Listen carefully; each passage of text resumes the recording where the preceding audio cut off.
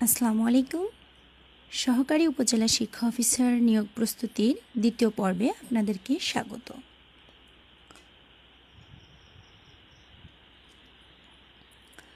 আজকে আমরা কিছু গাণিতিক প্রশ্ন সমাধান করার চেষ্টা করব। প্রথম যে প্রশ্নটি সেটি হচ্ছে যে যদি a = ABC এই সেটের উপসেট কয়টি? a = ABC সেটের উপসেট কয়টি?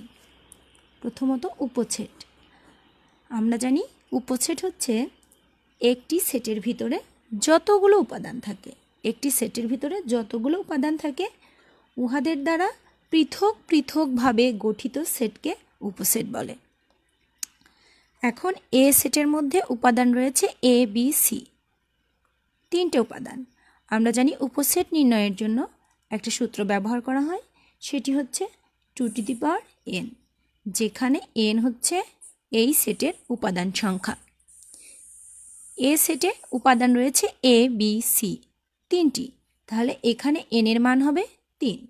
সূত্র অনুযায়ী 2^3, তাহলে 2 হচ্ছে পাওয়ার, যেহেতু 3 বার, 2 দুগুণে 4, 4 দুগুণে 8, তাহলে এ সেটের উপসেট হচ্ছে 8টি।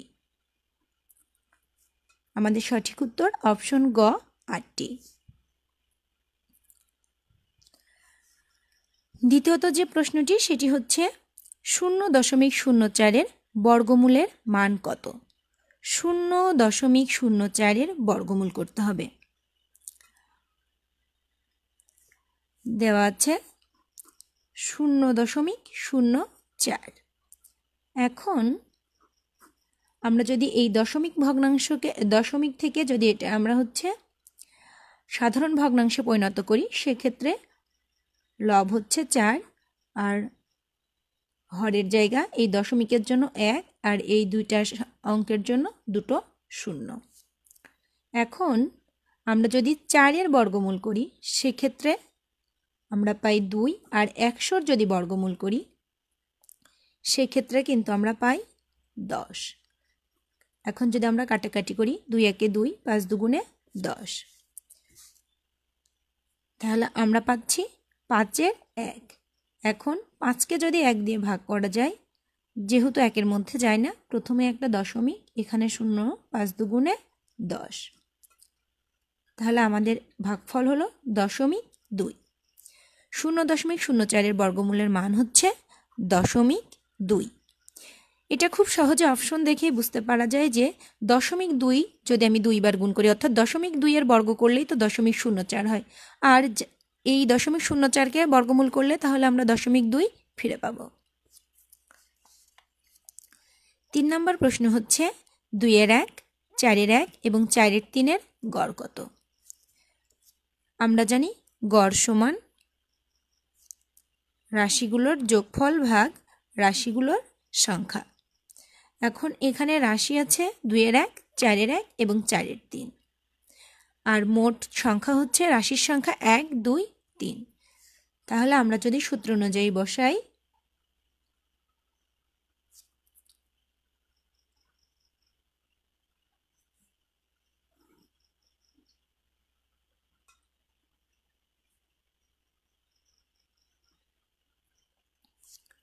রাশিগুলোর যোগফল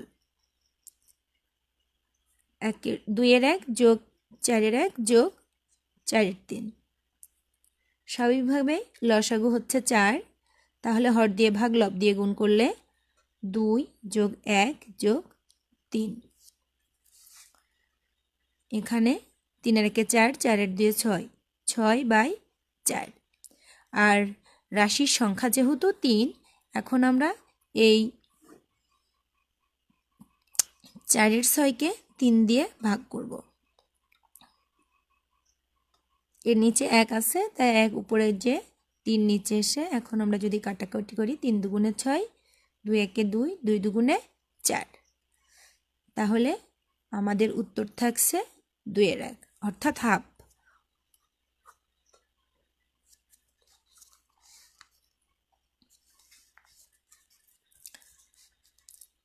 পরের যে প্রশ্নটি সেটি হচ্ছে ভগ্নাংশের লসাগু। ভগ্নাংশের লসাগু, স্বাভাবিক লসাগুর সূত্র আর ভগ্নাংশের লসাগুর সূত্র কিন্তু আলাদা। ভগ্নাংশের যখন আমরা লসাগু করতে যাব সেই ক্ষেত্রে আমাদের যে সূত্রটি ব্যবহার করতে হবে সেটি হচ্ছে,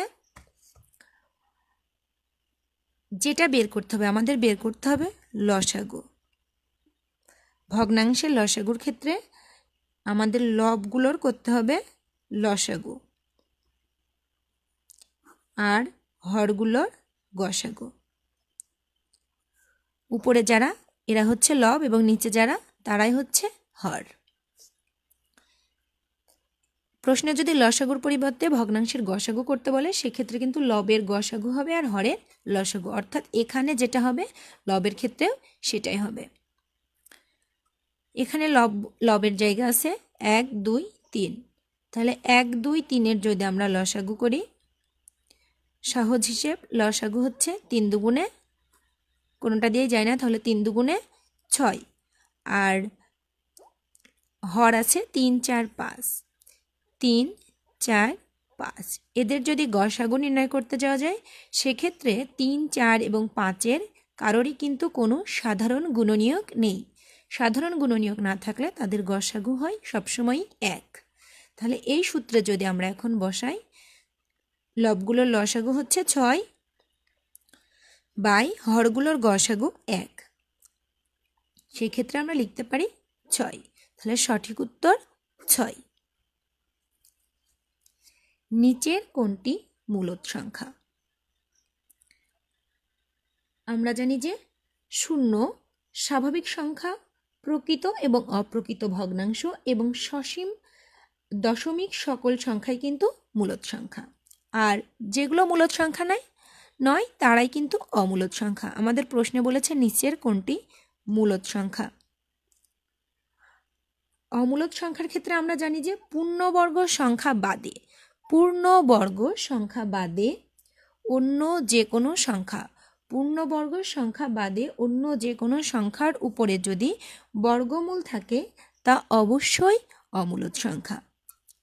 এখানে 2 কিন্তু পূর্ণবর্গ সংখ্যা নয়, তাই 2-এর উপর এখানে যেহেতু বর্গমূল রয়েছে তাই এটি কিন্তু মূলদ সংখ্যা নয়, এটি একটি অমূলদ সংখ্যা। এখানে 5-এর উপরে বর্গমূল, যেহেতু 5 একটি পূর্ণবর্গ সংখ্যা নয় তাই এটিও একটি অমূলদ সংখ্যা। এখানে 7-এর উপর ঘনমূল রয়েছে, 7 নিজেও কিন্তু একটি পূর্ণবর্গ সংখ্যা নয়, এটিও একটি অমূলদ সংখ্যা। এখন আমাদের অপশন থাকলো ঘ, 8-এর উপরে ঘনমূল দেয়া। আমরা যদি 2 3 বার নিই তাহলে 2 দুগুণে 4, 4 দুগুণে 8, তাহলে আমরা যদি 8-এর ঘনমূল করি সেক্ষেত্রে কিন্তু আমরা শুধু 2 ব্যাক পাচ্ছি।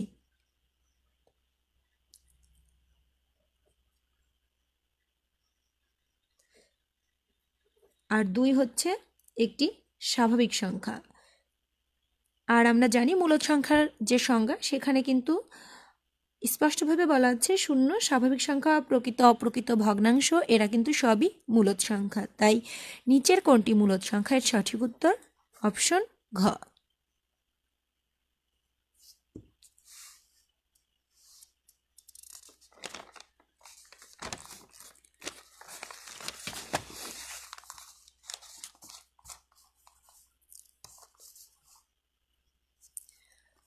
পরের যে প্রশ্নটি সেটি হচ্ছে নিচের কোনটি সবচেয়ে বড় সংখ্যা?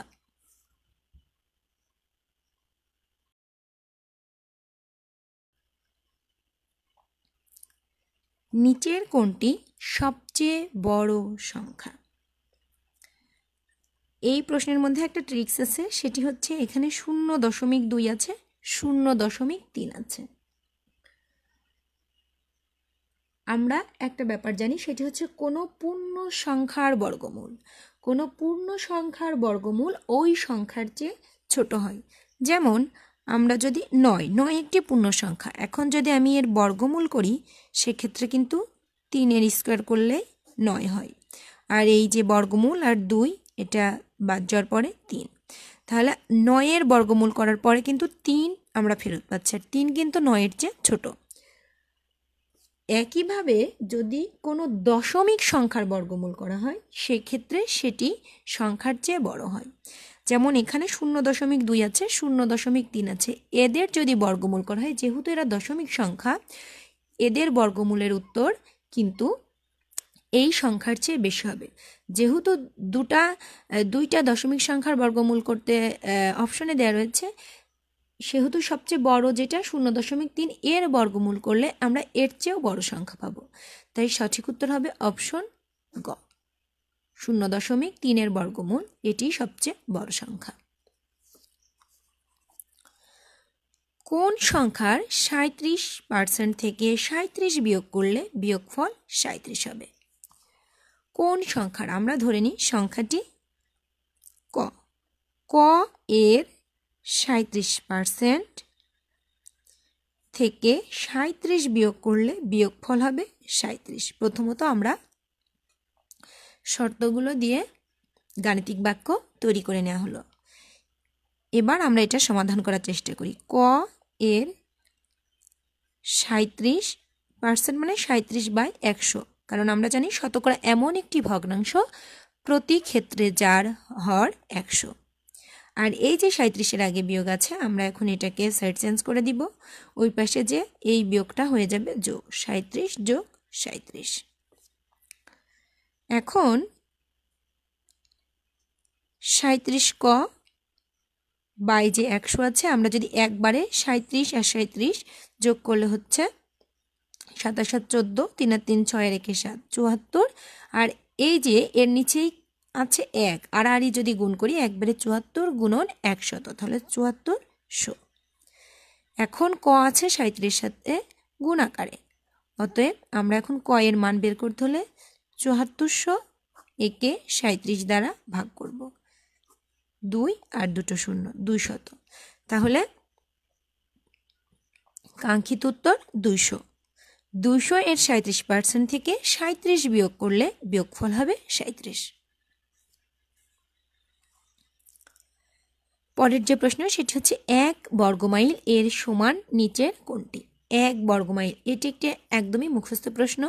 1 বর্গমাইল সমান 640 একর।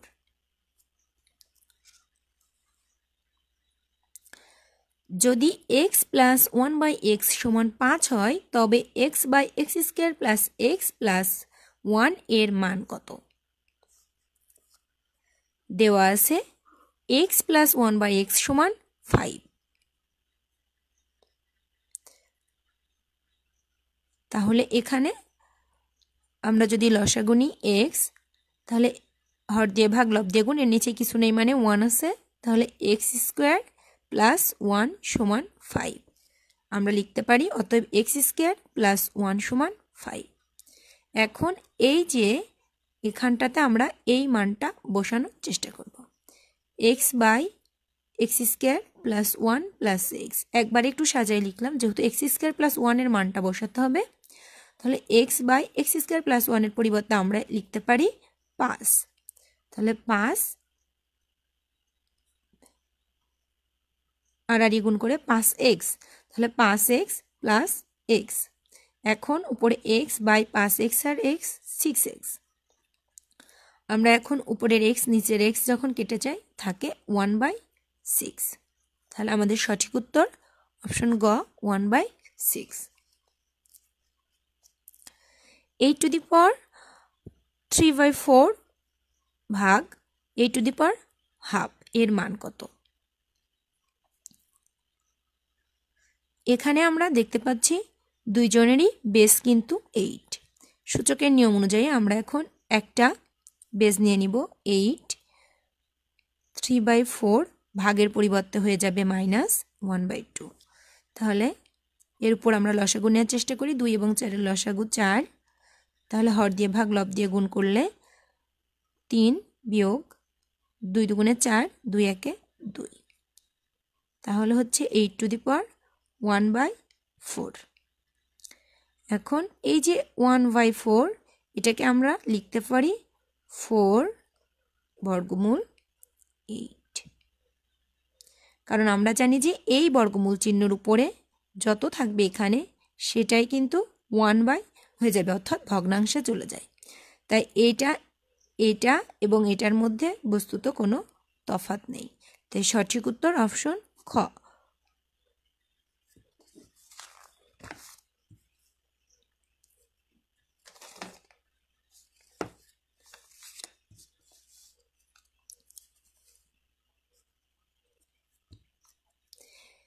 পাঁচের তিনের লব ও হরের সাথে কোন একই সংখ্যা যোগ করলে ভগ্নাংশটি 5/4 হয়? এটি কিন্তু আমরা অপশন টেস্টের মাধ্যমেও করতে পারি। আবার আমরা এটাকে যে শর্ত সেই শর্তে ফেলেও করা যায়। তো 3/5 লব ও হরের সাথে কোন একই সংখ্যা, আমরা ধরে নিই 3-এর সাথেও আমরা এক্স যোগ করব এবং 5-এর সাথে এক্স যোগ করব। বলা হচ্ছে লব ও হরের সাথে কোন একই সংখ্যা যোগ করলে ভগ্নাংশটি 4/5 হবে। আমরা এখন এটাকে সমাধান করার চেষ্টা করি। এখন যদি আমরা আড়াআড়ি গুণ করি, 3×5 = 15 যোগ 5x = 4×5 = 20 যোগ 4x। আমরা এখন চলক যাদের সাথে আছে তাদের এক পাশে নিয়ে আসার চেষ্টা করব। 5x এপাশে 4x এর আগে প্লাস আছে, এদিকে এসে মাইনাস হয়ে গেল, -4x = 20, এর আগে কিছু নেই মানে প্লাস আছে, ওর পাশে যে মাইনাস হয়ে গেল। তাহলে 5x থেকে 4x বাদ দিলে x = 20 থেকে 15 বাদ দিলে 5। তাহলে সঠিক উত্তর 5। এখন আমরা এখানে চেক করে দেখতে পারি যে আসলে আমাদের অঙ্কটি ঠিক হলো কিনা। বলা হয়েছে 3/5-এর সাথে, আমরা এখন 3-এর সাথে 5 যোগ করতেছি, 5-এর সাথেও 5 যোগ করতেছি। 3 আর 5 যোগ করলে হচ্ছে 8, আর 5 আর 5-এ 10, কাটাকাটি করলে 4 দুগুণে 8, 5 দুগুণে 10, 4/5। যদি x/y = 3/4 হয় তবে x + y/x - y এর মান কত? এখানে কিন্তু দুজনেরই প্রথমে যেটি সেটি কিন্তু এক। আমরা এখন দেওয়া আছে x/y = 3/4, এটাকে যোজন বিয়োজন করার চেষ্টা করি। যেহেতু উপরে প্লাস চিহ্ন নিচে মাইনাস, তাই আমাদের এটা যোজন বিয়োজন করলেই হয়ে যাচ্ছে। যোজন বিয়োজনের যে নিয়ম সেটি হচ্ছে যে লব একই থাকবে, এখানে লব x, তাই উপর নিচে দুই জায়গায় x হবে। আর যোজন বিয়োজনের ক্ষেত্রে প্রথমে +y আর নিচে -y। একইভাবে এইখানে লব 3, তাই উপরে 3 নিচেও 3, একবার +4 হর 4, তাই একবার +4 একবার -4। এটা কিন্তু এখন আমাদের প্রশ্নে যার মান চেয়েছে তার সাথে মিলে গিয়েছে। অতএব x + y/x - y = 3 আর 4 7 /-1, এটাকে লেখা যায় -7, অপশন ঘ।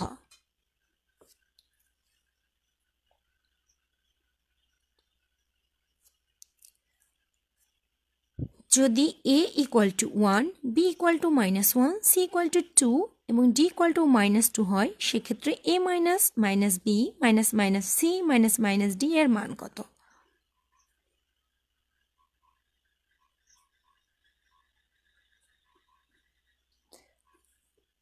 প্রথমে আমরা এই বন্ধনীগুলো থেকে বের করে নিয়ে আসব। তাহলে a - a + b - a + c - a + d। এখন আমরা a এর পরিবর্তে বসাবো 1, প্লাস b এর পরিবর্তে বসাবো -1, প্লাস c এর পরিবর্তে বসাবো 2, প্লাস d এর পরিবর্তে বসাবো -2। তাহলে 1 + -a - 1 প্লাস 2 + -a - 2, সবগুলোই কেটে যাচ্ছে, থাকছে 0। তাহলে সঠিক উত্তর অপশন ক। 2 - 3 to the power -1 to the power -1 to the power -1 এর মান কত? 2 - 3 to the power -1, এটাকে লেখা যায় 1/3, তারপর -1, থার্ড ব্র্যাকেট ক্লোজ, -1। এখন 2 মাইনাস এই যে 1/3, এটার নিচে 1 এর নিচে এটা টু দি পাওয়ার -1, তাহলে দাঁড়াচ্ছে 2 - 3, 2 minus 3 to the power minus 1, এখানে minus 1 to the power minus 1, সেক্ষেত্রে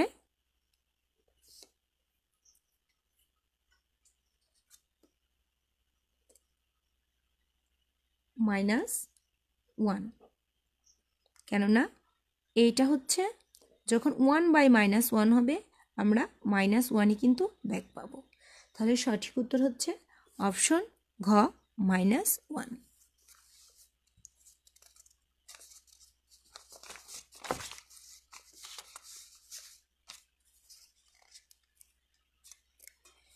two to the power x plus 3 equal to 256 হলে x এর মান কত? 2 to the power 2 x plus 3 equal to 256। এখানে বেস 2, 256 বেজও আমাদের 2 বানায় নিতে হবে। তাহলে আমরা 256কে 2 কতবার গুণ করলে 256 হয় সেটা বের করার জন্য আমরা একটু এইভাবে করে নিই। 128, 6 দুগুণে 12, 4 দুগুণে 8, 2 32, 2 দিয়ে 16, 2 দিয়ে 8, 2 দিয়ে 4, 2 2 1 2 3 4 5 6 7 8, 3 3 6 8। তাহলে আমরা দেখতে পেলাম 2 দুগুণে 4, 4 দুগুণে 8, 8 দুগুণে 16, 16 দুগুণে 32, 32 দুগুণে 64, 64 দুগুণে 128, 128 দুগুণে 256 অর্থাৎ 2 এর পাওয়ার 8। তাহলে বা 2 to the power 2x plus 6 equal to 2 to the power 8। এখন দুজনেরই বেস 2, তাহলে আমরা দুটো বেসকে আউট করে দিয়ে 2x প্লাস 6 ইকুয়াল টু 8 বা 2x ইকুয়াল টু 8 মাইনাস 6 বা 2x ইকুয়াল টু 2, অতএব x equal to 2/2 equal to 1। সঠিক উত্তর অপশন খ 1।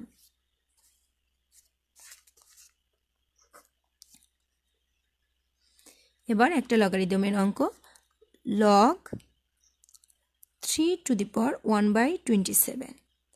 আমরা জানি যে লগের অঙ্ক করার সময় এখানে 3 আছে, মানে এখানেও আমাকে 3 বানাইতে হবে।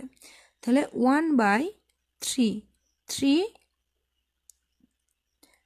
3 3 বার গুণ করলে হয় 27। তাহলে 3 to the power 1/3 two the power 3, এটাকে আমরা লিখতে পারি log 3, উপরের 3 এটাকে লেখা যায় -3, -3কে 1/3 করে আবার লেখা যায়।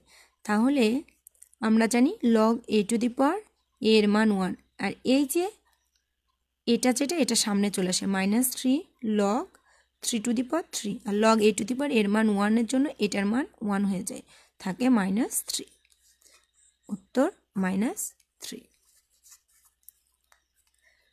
যদি a is greater than b হয় এবং c is greater than 0 হয় তবে নিচের কোন সম্পর্কটি সঠিক? এখানে a সমান b, তাহলে এটা কিন্তু সঠিক নয়, কেননা বলা আছে a is greater than b। এখানে a/c is less than b/c, তাহলে এখানে b a এর চেয়ে বড় হয়ে যাচ্ছে, এটাও হচ্ছে না। এখানে a/c is greater equal than b/c, এখানে বলা হচ্ছে a b এর চেয়ে বড় কিন্তু আবার b এর সমানও হতে পারে, তাই এটাও হচ্ছে না। এখানে a/c is greater than b/c, a is greater than b এবং c 0 থেকে বড়, তাই এটাই সঠিক উত্তর। যে চতুর্ভুজের দুটি বাহু সমান্তরাল এবং অপর দুটি বাহু তির্যক তাকে বলে রম্বস, চতুর্ভুজ, ট্রাপিজিয়াম না আয়তক্ষেত্র? আচ্ছা, বলা হয়েছে যে দুটি বাহু সমান্তরাল আর অপর দুটি বাহু তির্যক। আমরা জানি যে ট্রাপিজিয়ামের অসমান্তরাল যে বাহু দুইটি এদেরকে তির্যক বাহু বলা হয়। তাই যে চতুর্ভুজের দুটি বাহু সমান্তরাল এবং অপর দুটি বাহু তির্যক তাকে বলে ট্রাপিজিয়াম।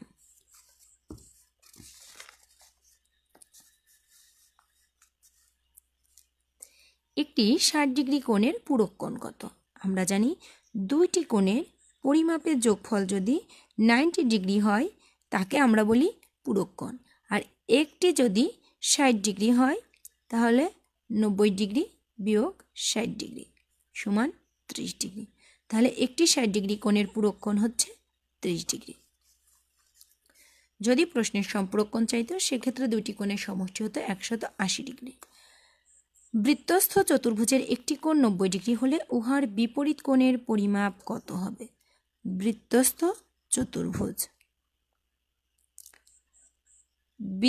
চতুর্ভুজের একটি কোণ 90 ডিগ্রি হলে উহার বিপরীত কোণও 90 ডিগ্রি হতে হবে। কেননা আমরা জানি যে বৃত্তস্থ যে চতুর্ভুজ এর বিপরীত কোণদ্বয়ের সমষ্টি হয় 180 ডিগ্রি। একটি যদি 90 ডিগ্রি হয়ে যায় তাহলে আরেকটিও হবে 90 ডিগ্রি। কিন্তু অপশনে কিন্তু কোনো সঠিক উত্তর নেই। বিপিএসসির প্রত্যেকটা পরীক্ষার গণিত প্রশ্নে দেখা যাবে যে একটা দুইটা থাকবে যার কোনো সঠিক উত্তর নেই। কোনো ত্রিভুজের যে কোনো এক বাহু বর্ধিত করলে যে বহিস্থ কোণ উৎপন্ন হয় তা হবে, ধরে নিচ্ছি এটা একটা ত্রিভুজ, এর এই কোণটা 90 ডিগ্রি, আসলে একটা সমকোণী ত্রিভুজ আঁকা হয়েছে। এখন একটি বাহুকে বর্ধিত করা হলো। একটা বাহুকে যদি বর্ধিত করি আমরা জানি যে ত্রিভুজের যে কোনো এক বাহু বর্ধিত করলে যে বহিস্থ কোণ উৎপন্ন হবে, ধরে নিলাম এইটা হচ্ছে 40 ডিগ্রি আর এটা 50 ডিগ্রি। তাহলে এটা যদি 40 ডিগ্রি হয় এই বহিস্থ কোণের মান হবে 140 ডিগ্রি, কেননা এই যে সরল কোণ এটার মান তো 180 ডিগ্রি। তাহলে এই পাশে 40 ডিগ্রি হলে এই পাশে 140 হলে 180 হয়। আর এই যে এই কোণের বিপরীত কোণ 50 এবং 90 যোগ করলে 140 ডিগ্রি হয়। অনুসিদ্ধান্ত 7 অনুযায়ী ত্রিভুজের যে কোনো এক বাহু বর্ধিত করলে যে বহিস্থ কোণ উৎপন্ন হবে তা বিপরীত যে কোণদ্বয় তাদের সমষ্টির সমান, অর্থাৎ অন্তস্থ বিপরীত কোণদ্বয়। অন্তস্থ বিপরীত কোণদ্বয়ের সমষ্টির সমান। সঠিক উত্তর অপশন গ। এটা ছিল বিপিএসসির আন্ডারে যে সর্বশেষ সহকারী উপজেলা শিক্ষা অফিসার নিয়োগ পরীক্ষায় সেই পরীক্ষার যে গণিত প্রশ্ন সেই প্রশ্নগুলোর সমাধান, যেখানে মোট 21টা গাণিতিক সমস্যা ছিল। 21টার মধ্যে কিন্তু 2টা প্রশ্নই ছিল ভুল।